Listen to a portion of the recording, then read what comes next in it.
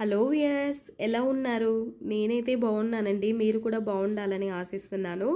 మరొక మంచి యూజ్ఫుల్ వీడియోతో అయితే మీ ముందుకు వచ్చేసానండి. ఈ వీడియో ప్రతి ఒక్కరికి యూజ్ అవుతుందండి. వీడియోని ఎక్కడ స్కిప్ చేయకోకుండా చూసేయండి. అప్పుడే మీరనేది నేను ఏం చెప్పాను, మీరు ఏం పాటించాలనేది తెలుస్తుంది. అలా కాకుండా స్కిప్ చేసినట్లయితే ఏమీ అర్థం అవ్వదండి. సో నేను ఈ వీడియోలో మనం షాపింగ్ చేస్తాం కదా, గ్రాసరీస్, వెజిటేబుల్స్, అలాంటి వాటిల్లో ఎలాంటి టిప్స్ పాటించినట్లయితే మనము ఎంతో కొంత అమౌంట్ సేవ్ చేయగలుగుతాము. అంటే మనం స్పెండ్ చేసే అమౌంట్లో 2000 కానీ 3000 కానీ ఎలా తగ్గించగలుగుతాము. ఇప్పుడు సరుకుల రేట్లు చాలా ఎక్కువగా ఉంటున్నాయి కదా, అలాంటప్పుడు మనము అంత రేట్ ఉన్నప్పుడు ఎలాంటి టిప్స్ ఫాలో అయినట్లయితే ఎంతో కొంత అమౌంట్ వాటి మీద సేవ్ చేయగలుగుతాము అనే ఉద్దేశంతో అయితే ఈ వీడియోతో మీ ముందుకు వచ్చేసానండి. సో ఆ టిప్స్ ఏంటంటే, ఫస్ట్ టిప్ వచ్చేసి క్రాస్ చెక్ అండి.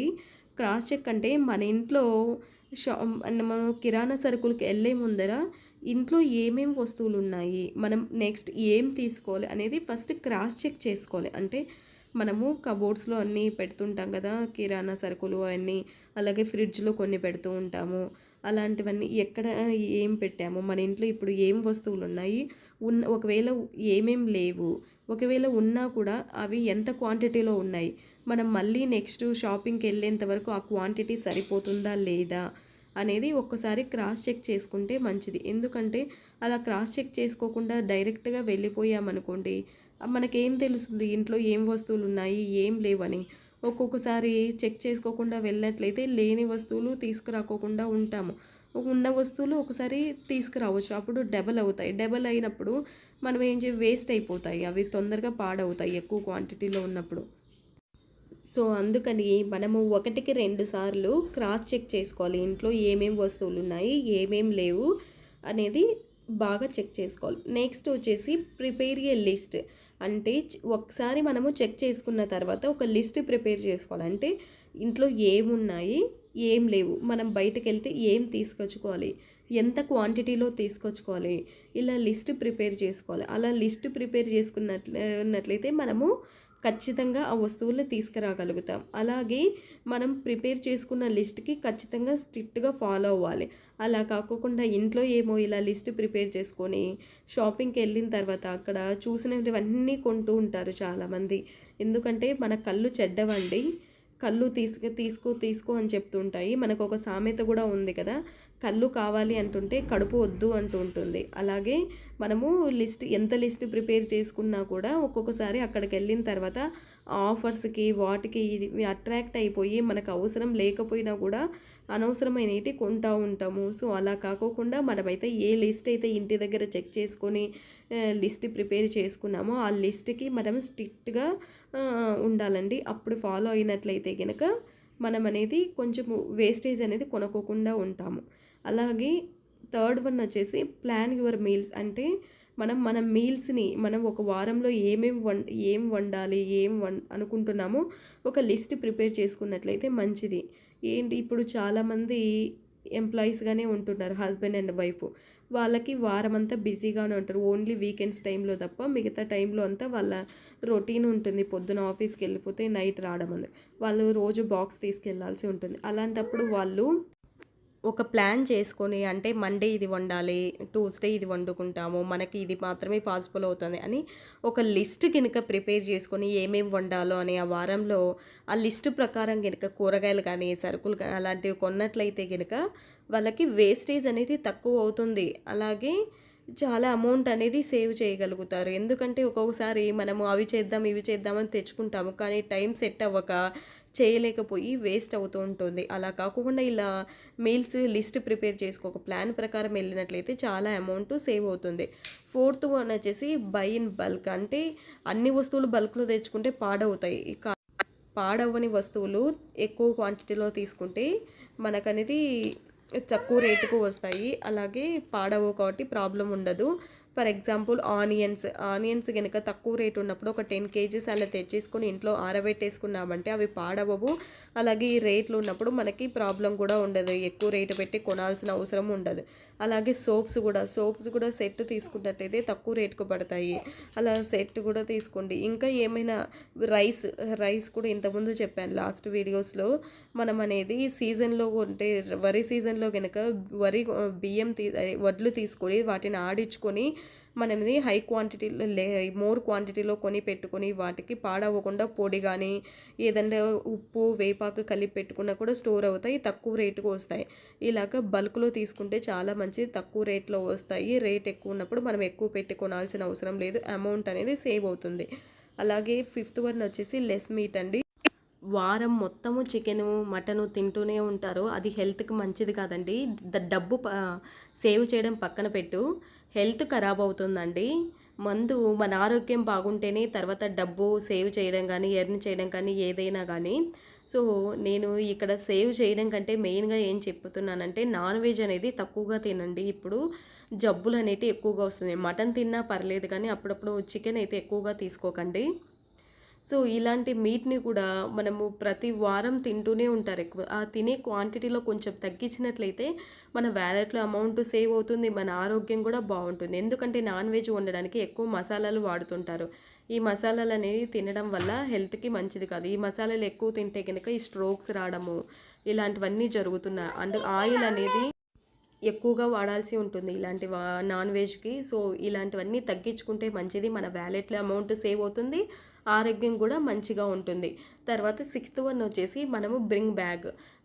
మనము షాపింగ్‌కి వెళ్ళేటప్పుడు ప్రతి ఒక్కరు బ్యాగ్ తీసుకొని వెళ్ళండి. బ్యాగ్ తీసుకోకుండా ప్రతిసారి వెళ్ళినట్లయితే దానికి ఒక 20 రూపీస్ అనేది మనము బ్యాగులకు పెట్టాల్సి ఉంటుంది. సపోజ్ ఫర్ ఎగ్జాంపుల్ 1 మంత్‌కి మీరు 2 టైమ్స్ ఎళ్లారనుకోండి. 2 టైమ్స్ బ్యాగ్ తీసుకోకుండా వెళ్ళినట్లయితే దానికి ఒక 50 రూపీస్ మీరు పెట్టాల్సి ఉంటుంది. అలా ప్రతిసారి మనము ఇయర్‌లో ఎన్నిసార్లు షాపింగ్‌కెళ్ళినట్లయితే అన్ని సార్లు బ్యాగులకే పెట్టినట్లయితే మనం వేస్ట్ చేసినట్లయితే కదా! అలా కాకోకుండా మీరు కూరగాయలకి, కిరాణా సరుకులకి వెళ్ళేటప్పుడు మీరు మీ ఓన్ బ్యాగ్‌ని క్యారీ చేసుకొని వెళ్ళండి. అప్పుడే బ్యాగులతో కూడా మనం అమౌంట్ అనేది సేవ్ చేయొచ్చు. అలాగే మనకి అనవసరంగా మనము కొనాల్సిన అవసరం కూడా ఉండదు. కొంతమంది అనుకోకుండా వెళ్ళినప్పుడైతే కిరాణా సరుకులకి మీరు బయటికి వేరే పని మీద వెళ్ళి పని చూసుకున్న తర్వాత అనుకోకుండా మీరు కిరాణాకి వెళ్ళినట్లయితే ఓకే. దానివల్ల ఏం కాదు ఎప్పుడో ఒకసారి. అలా కాకోకుండా మీరు వెళ్తున్నాము అని తెలిసి కూడా కిరాణా సరుకులకి, కూరగాయలకని వెళ్తున్నామని తెలిసి కూడా మీరు బ్యాగ్ తీసుకోకుండా వెళ్ళినట్లయితే మీరు అనవసరంగా వేస్ట్ చేస్తున్నట్లే అండి దానివల్ల అమౌంటు. నెక్స్ట్ వన్ వచ్చేసి సెవెంత్ వన్ సీజన్ అండి. మీరు కొన్ని ఫ్రూట్స్ కానీ కొన్ని సీజన్‌ల బట్టి తక్కువ రేట్ ఉంటాయి.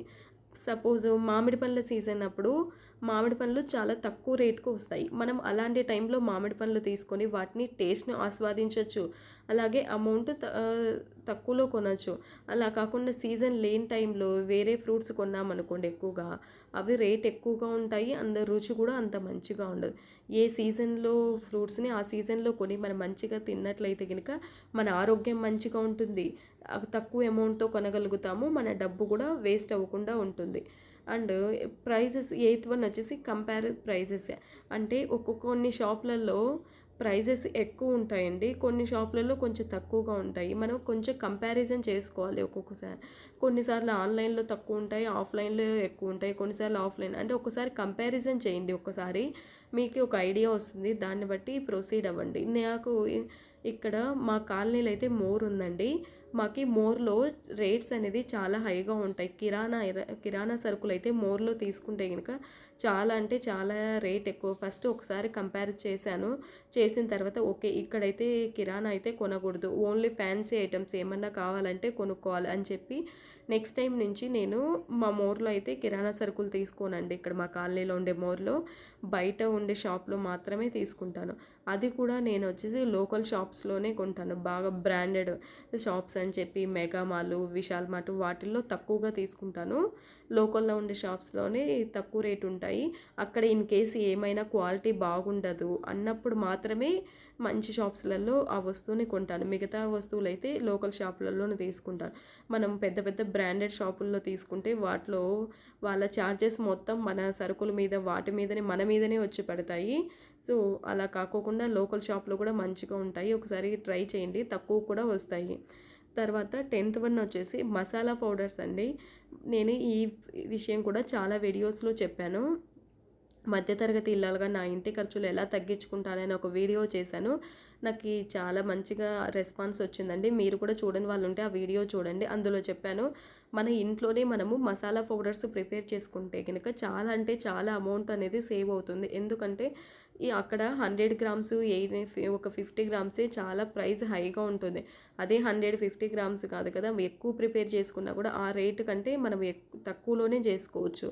ఇప్పుడు అలాగే మనం అనేది చేసుకున్నట్లయితే నీట్‌గా తయారు చేసుకుంటాం. వాళ్ళు ఎలా తయారు చేస్తారో కూడా తెలీదు.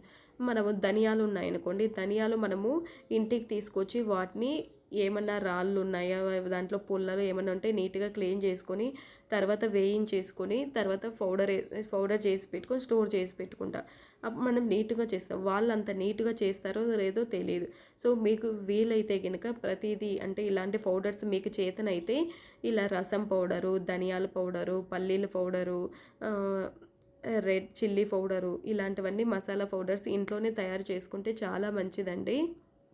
చేతులతో మనం ప్రిపేర్ చేసుకుంటే హ్యాపీనెస్సే వేరు కదా. అలాగే మీరు వీలైనన్ని పౌడర్స్ మీకు కావాల్సినవి ఇంట్లోనే ప్రిపేర్ చేసుకోవడానికి ట్రై చేయండి. తర్వాతది వచ్చేసి 11th వన్ వచ్చేసి వెజిటేబుల్స్ లీవ్స్, అంటే మనకి కొత్తిమీర, పుదీనా ఇలాంటి ఆకుల్ని ఇంట్లోనే పెంచుకుంటే కనుక మనకి చాలా మంచిది. ఒకవేళ మీ దగ్గర ప్లేస్ ఉంటే కనుక కూరగాయలను కూడా పెంచుకోండి. వాటికి మనం బయట కొన్న వాటికి ఎన్నెన్నో మందులు కొట్టి రెడీ చేస్తుంటారు. అలా కాకోకుండా మనం ఇంట్లోనే పెంచుకున్నట్లయితే కనుక వాటికి మందులు లేకోకుండా ఉంటాయి, మన ఆరోగ్యం కూడా బాగుంటుంది. ఇలా చిన్న చిన్న టిప్స్ ఫాలో అయ్యి చాలా అమౌంట్ అయితే సేవ్ చేయొచ్చండి. ఈ టిప్స్ మీకు ఎలా అనిపించాయి, మీకు ఇందులో ఏ టిప్ బాగా నచ్చిందనేది కామెంట్ చేయండి. అలాగే మీరు ఏ డిస్ట్రిక్ట్ నుంచి చూస్తున్నారనేది కూడా కామెంట్ చేయండి. ఎందుకంటే నా వీడియో ఎంతవరకు వెళ్తుంది, ఎక్కడి వరకు అనేది నాకు కూడా ఒక ఐడియా వస్తుంది. అలాగే మీరు కొత్తగా మన ఛానల్ని చూస్తున్నట్లయితే సబ్స్క్రైబ్ చేయడం మాత్రం మర్చిపోవద్దు. అలాగే ఈ వీడియోని లైక్ చేయండి, షేర్ చేయండి. అలాగే కొత్త వాళ్ళైతే సబ్స్క్రైబ్ చేయడం మాత్రం మర్చిపోవద్దు. మరొక కొత్త వీడియోతో నెక్స్ట్ కలుద్దాము. బాయ్ బాయ్ అండి.